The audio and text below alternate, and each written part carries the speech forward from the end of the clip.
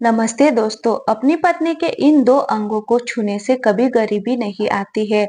औरत को देवी का रूप कहा गया है और देवी का हर एक अंग बहुत ही पवित्र होता है। आज मैं आपको औरत के ऐसे अंग के बारे में बताऊंगी जिसे हर पुरुष को दबाने से अचानक अपार धन की प्राप्ति होने लगती है। लोग औरत का कौन सा अंग दबाकर अमीर बन जाते हैं। जो भी मनुष्य औरत का ये अंग दबाता है उसके घर में सदा माँ लक्ष्मी का वास रहता है और महालक्ष्मी की कृपा सदैव बनी रहती है। आज के इस वीडियो में मैं आपको एक सच्ची कहानी के माध्यम से बताऊंगी कि औरत का वो कौन सा अंग है जिसे हर पुरुष को दबाना चाहिए। अधूरी जानकारी विष के समान होती है दोस्तों, इसीलिए वीडियो को बीच में छोड़ने की गलती ना करें और ध्यान लगाकर पूरा जरूर सुने। एक बार की बात है, भगवान शिव और माता पार्वती कैलाश पर्वत पर बैठे हुए थे। तभी देवर्षि नारद उनके पास आते हैं और हाथ जोड़कर कहते हैं, हे प्रभु, आज मैं आपके पास अपने एक प्रश्न के निवारण के लिए आया हूँ, कृपया उसका समाधान कीजिए। तब भगवान शिव कहते हैं, हे देवर्षि बताओ, आपका कौन सा प्रश्न है। तब देवर्षि नारद कहते हैं, हे प्रभु, मुझे आपसे ये जानना है कि स्त्री के कौन से अंग को छूने से मनुष्य के घर में अपार धन की प्राप्ति होती है और माँ लक्ष्मी सदैव वहां पर निवास करती है। देवर्षि नारद की बात सुनकर भगवान शिव उनसे कहते हैं, हे देवर्षि, आज मैं आपको एक कथा सुनाता हूँ, उसके माध्यम से आपको आपके सवाल का जवाब मिल जाएगा। फिर भगवान शिव देवर्षि नारद को कथा सुनाना आरंभ करते हैं और कहते हैं, हे देवर्षि, एक गांव में मोहन नाम का एक व्यक्ति रहता था। वो अपनी पत्नी से बहुत ज्यादा परेशान था क्योंकि उसकी पत्नी बात बात पर हमेशा उसे ताना मारा करती थी और उससे कहती थी कि तुम्हारे पास है ही क्या, घर में खाने तक को कुछ नहीं है। उसके घर में बिल्कुल कंगाली छा गई थी, एक भी रुपया नहीं था और उसके घर में खाने के लिए अन्न का एक दाना तक नहीं था। एक तो घर में खाना नहीं था और ऊपर से पत्नी के ताने, इन सब से मोहन बहुत ही परेशान हो गया था। उसे समझ नहीं आ रहा था कि वह क्या करे। फिर एक दिन की बात है, मोहन अपने घर से निकलकर एक सुनसान रास्ते पर जाने लगा। वह उस सुनसान रास्ते पर चल ही रहा था कि उसे एक साधु तपस्या करते हुए दिखाई दिए। वह उनके पास जाकर बैठ गया। जब साधु ने अपना तप खत्म किया तो मोहन उनके सामने जोर जोर से रोने लगा। साधु ने मोहन से कहा, बेटा, तुम्हें क्या दिक्कत है, तुम क्यों रो रहे हो, आखिर तुम्हें क्या परेशानी है। तब मोहन ने साधु महाराज से कहा, हे महात्मा, मेरे घर पर मेरी पत्नी है जो मुझे रोजाना ताना मारती है। मैं गरीब हूँ तो इसमें मेरा क्या कसूर है। मैं कितना भी कुछ कर लूं लेकिन धन कमा ही नहीं पाता हूँ। मेरा एक छोटा सा धंधा था, वो भी पत्नी के क्लेश की वजह से चौपट हो गया है। वो दिन रात मुझसे झगड़ा करती रहती है। अब तो मैं दाने दाने के लिए मोहताज हो गया हूँ। हमारे घर में खाने के लिए कुछ भी नहीं है, इसके अलावा पहनने के लिए वस्त्र भी नहीं है। लेकिन मैं अपनी पत्नी को समझाता हूँ कि वह मुझे ताने ना मारे, मुझसे झगड़ा ना करे, लेकिन वह बिल्कुल भी नहीं मानती है। हे महात्मा, इसी वजह से मैं बहुत ज्यादा परेशान हूँ। इसी वजह से मैं घर छोड़कर यहाँ आया हूँ। मोहन की बात सुनकर साधु महात्मा कहते हैं, रो मत बेटा, आज मैं तुम्हें एक काम बताने जा रहा हूँ जो तुम्हारी किस्मत चमका देगा। तुम्हें अपनी औरत का सिर्फ ये अंग दबाना है, अचानक तुम्हारे घर में धन की प्राप्ति होने लग जाएगी। तुम देखते ही देखते अमीर बन जाओगे। इसके बाद वो साधु कहते हैं, जो भी पुरुष अपनी पत्नी के इन दो अंगों को दबाता है उसके घर में कभी भी धन की कमी नहीं रहती है और ना ही उसके घर में लड़ाई झगड़े होते हैं। वह जो भी व्यापार करता है उसमें हमेशा तरक्की होती है। फिर साधु कहते हैं, अब मैं तुमको औरत के उन अंगों के बारे में बताने जा रहा हूँ, इसे ध्यान से सुनना और अपने जीवन में इस पर गौर करना। साधु महात्मा की बात सुनकर मोहन उनसे कहता है कि जितना जल्दी हो सके मुझे उन अंगों के बारे में बता दीजिए। तभी वह साधु मोहन को एक कहानी सुनाते हैं और बताते हैं कि एक नगर में एक किसान रहता था। उसके बहुत सारे खेत थे जिससे पर वह दिन रात मेहनत करता था। उसके घर में किसान और उसकी पत्नी रहा करते थे। उस किसान और उसकी पत्नी में आपस में बहुत ज्यादा प्रेम था। उसके घर में किसी भी प्रकार की लड़ाई झगड़ा या क्लेश नहीं होता था। इसी वजह से उसके घर में सदैव महालक्ष्मी का वास रहता था और उसके खेतों में अपनी इतनी ज्यादा पैदावार होती थी कि वह दिन प्रतिदिन और ज्यादा अमीर होता जा रहा था। उस किसान और उसकी पत्नी ने इतना प्रेम था कि आसपास के लोग उन्हें देखकर जल जाया करते थे। धीरे धीरे उसके पूरे गांव के लोग ये जान गए थे कि किसान और उसकी पत्नी में बहुत ज्यादा प्रेम है। धीरे धीरे ये बात उस नगर के राजा तक पहुंच गई। किसान और उसकी पत्नी की बात जब राजा के पास पहुंचती है तो राजा भी उनके प्रेम की काफी ज्यादा तारीफ करते हैं और वो सभी से बताते हैं कि हमारे नगर में एक किसान और उसकी पत्नी रहते हैं जिनमें कभी भी लड़ाई झगड़ा नहीं होता है। उन दोनों में आपस में इतना प्रेम है कि मैंने ऐसा प्रेम अपनी जिंदगी में कभी नहीं देखा है। एक बार की बात है, राजा पूरे नगर में ढिंढोरा पिटवा देते हैं कि नगर में जितने भी लोग हैं वो सभी अपने घर में घी का दीपक जलाएंगे। रानी राजा से पूछती है कि आप ऐसा क्यों कर रहे हैं, सबके घर में घी का दीपक क्यों जलवा रहे हैं। तब राजा अपनी रानी की बात सुनकर कहते हैं, हे रानी, दीपक प्रेम की निशानी होता है। जिसके घर में घी का दीपक जलता है उसके घर में सदैव प्रेम बना रहता है और मैं चाहता हूँ कि जो प्रेम किसान और उसकी पत्नी के घर में है वह हमारे पूरे नगर में रहे, पति पत्नी के बीच हो। इसीलिए मैं हर घर में दीपक जलाना चाहता हूँ। राजा के सैनिक जाते हैं और नगर में हर जगह ढिंढोरा पीट देते हैं और कहते हैं सभी के घर में रात भर घी का दीपक जलना चाहिए। राजा की बात मानकर सभी नगरवासी अपने घर में दीपक जला देते हैं। लेकिन जैसे ही आधी रात होती है तो सभी के घर के दीपक बुझ जाते हैं, लेकिन किसान के घर का दीपक वैसे ही जलता रहता है। दीपक हमेशा किसान की पत्नी जलाती थी, लेकिन वह किसान की बात नहीं मानती थी। वह हमेशा अपनी मनमानी करती थी। उसका जो भी मन करता था वही काम करती थी, लेकिन किसान को इस बात से कोई भी दिक्कत नहीं होती थी। क्योंकि किसान बहुत समझदार था। किसान सोचता था कि यदि मैं अपनी पत्नी को रोक टोक करूंगा तो घर में बेवजह के लड़ाई झगड़े होंगे। किसान इसी वजह से अनदेखा करता था कि उसके घर में प्रेम बना रहे। राजा अपने महल को छोड़कर पूरे नगर का नजारा देख रहे थे। तब उन्होंने देखा कि सारे नगर में किसी के घर में दीपक नहीं जल रहा है, लेकिन किसान के घर में दीपक जल रहा है। तब राजा अपनी रानी से कहता है कि देखो रानी, किसान और उसकी पत्नी के घर में दीपक झगमगा रहा है, लेकिन पूरे नगर में कहीं भी दीपक नहीं जल रहा है। इसी से पता लगता है कि किसान और उसकी पत्नी में कितना प्रेम है। तब रानी राजा से कहती है कि जो किसान और उसकी पत्नी में प्रेम है वह किसान की पत्नी की वजह से ही है और इसी वजह से उसके घर में इतना ज्यादा प्रेम है।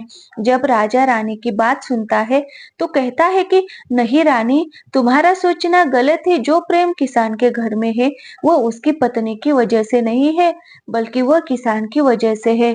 फिर रानी कहती है कि किसान की पत्नी बहुत ज्यादा समझदार है, आपका सोचना गलत है और यही वजह है जो कि उनके घर में कभी भी लड़ाई झगड़ा नहीं होता है।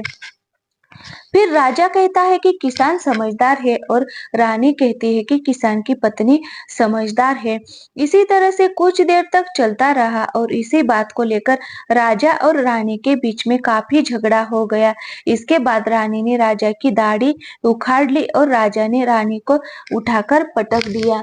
इसके बाद राजा कहता है कि हम लोगों को झगड़ा करने की जरूरत नहीं है, क्यों ना हम किसान और उसकी पत्नी की परीक्षा ले ले।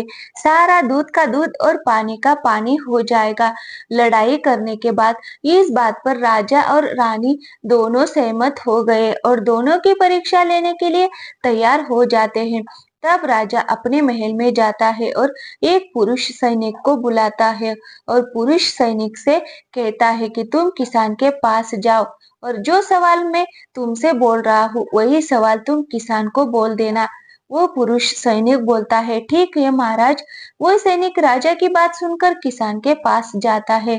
उस समय किसान की पत्नी खेतों में गई हुई थी, लेकिन किसान की कुछ तबीयत ठीक नहीं थी। इसी वजह से वह खेतों पर नहीं गया था। उस समय वह सैनिक किसान के घर पहुंच जाता है और किसान से कहता है, मैं राज दरबार से आया हूँ, राजा साहब ने मुझे भेजा है।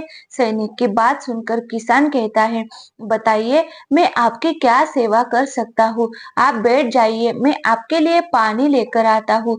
तभी वह सैनिक बोलता है कि नहीं, तुम कुछ भी मत लाओ, मैं राजा का सैनिक हूँ, बस आपके पास राजा का समाचार लेकर आया हूँ। तब किसान कहता है, ठीक है, आप मुझे बताओ, राजा साहब ने मेरे लिए क्या समाचार भेजा है। फिर सैनिक कहता है, किसान, राजा साहब ने ये बोला है कि यदि तुम अपनी पत्नी को छोड़ देते हो तो राजा साहब आपको बहुत सारे हीरे जवाहरात और साथ में तुम्हारी जमीन से 2 गुना ज्यादा जमीन राजा साहब आपको गिफ्ट में देंगे। इसके अलावा राजमहल का आधा हिस्सा भी आपको दिया जाएगा। लेकिन जो किसान ने जवाब दिया वह सुनने लायक है। किसान ने कहा, राजा साहब अपना पूरा राजमहल मुझे क्यों ना दे दे, लेकिन मैं अपनी पत्नी को नहीं छोड़ूंगा। जाओ और अपने राजा से कह दो कि किसान ने ऐसा कहा है। फिर सैनिक जाता है और राजा को सारी बातें बताता है।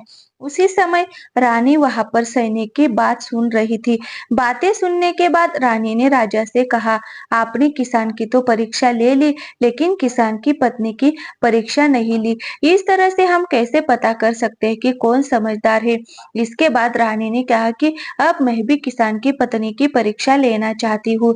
जब दोनों की परीक्षा हो जाएगी तभी पता चलेगा कि कौन समझदार है। फिर रानी ने भी अपनी एक दासी को बुलाया और कहा कि मेरी बात किसान की पत्नी को बोलना, और याद रखना, ये बात तभी बताना जब किसान वहां पर ना हो। दासी ने पूछा कि रानी, क्या बात बतानी है, वह तो बताओ। तो रानी ने दासी को सारी बात बता दी। दासी किसान के घर जाती है और उसके घर में आवाज लगाती है, तो उसके घर से किसान की पत्नी निकल कर आती है और कहती है, बताओ क्या हुआ, क्यों ढिंढोरा पीट रही हो। तो दासी ने कहा कि मैं राजमहल से आई हूँ और मुझे रानी ने भेजा है।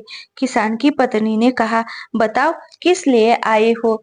तब दासी ने कहा, रानी ने बोला है कि यदि तुम अपने पति किसान को मार देती हो तो आपको रानी बहुत सारे हीरे जवाहरात देगी और साथ में राजमहल का आधा हिस्सा भी आपको मिलेगा। इसके अलावा जितनी भी आपकी जमीन है वह तो आपकी रहेगी, लेकिन उसकी 2 गुना जमीन भी रानी आपको देगी। ये बात सुनकर किसान की पत्नी तैयार हो जाती है और कहती है, ठीक है, यदि मुझे रानी साहिबा देगी तो मुझे मंजूर है, मैं अपने पति को मार दूंगी। तब दासी पूछती है कि रानी को कैसे पता चलेगा कि आपने अपने पति को मार दिया है। तब किसान की पत्नी बोलती है, मेरे घर में जो दीपक जल रहा है, जब मैं किसान को मार दूंगी तो उसे बुझा दूंगी, तभी आपको पता चल जाएगा कि मैंने किसान को मार दिया है। अब दासी किसान की पत्नी की बात सुनकर राजमहल में जाती है और रानी को सारी बातें बताती है। किसान की पत्नी की बात सुनकर रानी बहुत अचंभित हो जाती है। राजा और रानी को स्त्री जात से नफरत होने लगती है। उसी समय राजा अपने नगर से के सभी लोगों को बुलाता है और कहता है कि मैं चाहता हूँ कि मेरे और मेरी पत्नी की वजह से किसान की जान ना जाए। तुम लोग ऐसा करो, उस किसान के घर जाओ और सारी बातें बता दो और उसकी जान को बचा लो, वरना किसान की पत्नी उसे मार देगी। इधर सैनिक किसान के घर जाते हैं और सोचते हैं कि किसान की पत्नी किसान को रात में मारेगी और दीपक बुझाएगी। इससे पहले ही हम किसान के घर में पहुंच जाते हैं और किसान को बचा लेते हैं। जैसे ही राजा के सैनिक किसान के घर पहुंचते हैं तो देखते हैं कि किसान तो मरा पड़ा है। तो सैनिक किसान की पत्नी से बोलते हैं कि आप तो किसान को रात रात में मारने वाली थी, लेकिन आपने अभी किसान को क्यों मार दिया। तब किसान की पत्नी बोलती है कि किसान को तो मुझे मारना ही था, रात में तो मुझे सिर्फ दीपक ही बुझाना था, इसीलिए किसान को तो मैंने दिन में ही मार दिया है। सभी सैनिक तुरंत ही किसान के घर से दौड़े दौड़े जाते हैं और राजा और रानी को सारी बातें बताते हैं। राजा और रानी क्रोध से आग बबूला हो जाते हैं। इसके बाद राजा और रानी किसान की पत्नी को बंदी बनाकर लाने के लिए अपनी सैनिकों से कहते हैं। सैनिक जाते हैं और किसान की पत्नी को बंदी बनाकर ले आते हैं। राजा किसान की पत्नी से पूछता है, ऐसा तुमने क्यों किया, तुम लालची औरत हो, तुम्हें पैसों से प्यार है, तभी किसान की पत्नी ने जवाब दिया और बताया, मुझे तो किसान को पहले ही मारना था। वह तो मैं कोई बहाना ढूंढ रही थी क्योंकि किसान की आदत बहुत खराब थी। वो मेरे साथ बहुत खराब व्यवहार किया करता था। तो राजा ने कहा कि किसान ऐसा क्या करता था? तो किसान की पत्नी ने जवाब दिया कि वह मेरे नाक का ऊपरी हिस्सा अपनी उंगली से हमेशा दबाया करते थे। इसके अलावा किसान एक काम और मेरे साथ करता था। वो किसान मेरे कान का पिछला हिस्सा अक्सर अपनी जीभ से स्पर्श किया करता था।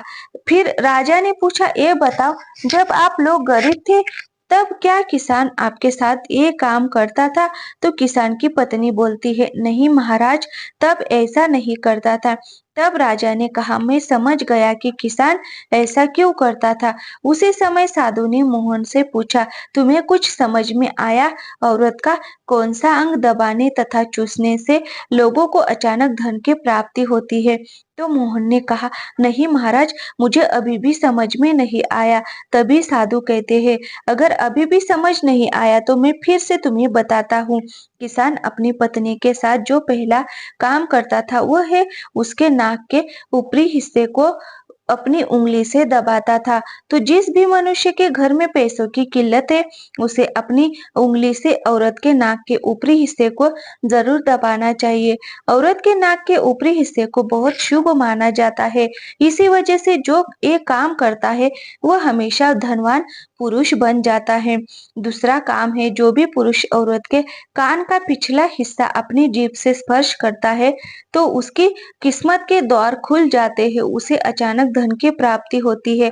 और ऐसा इसलिए होता है क्योंकि औरत के कान के पिछले हिस्से में माता लक्ष्मी का वास होता है। जब आप ऐसा करते हैं तो माता लक्ष्मी आपसे प्रसन्न हो जाती है और आपको अपार धन देती है। और आपने एक बात तो जरूर सुनी होगी दोस्तों, औरतें माता लक्ष्मी का रूप मानी जाती है।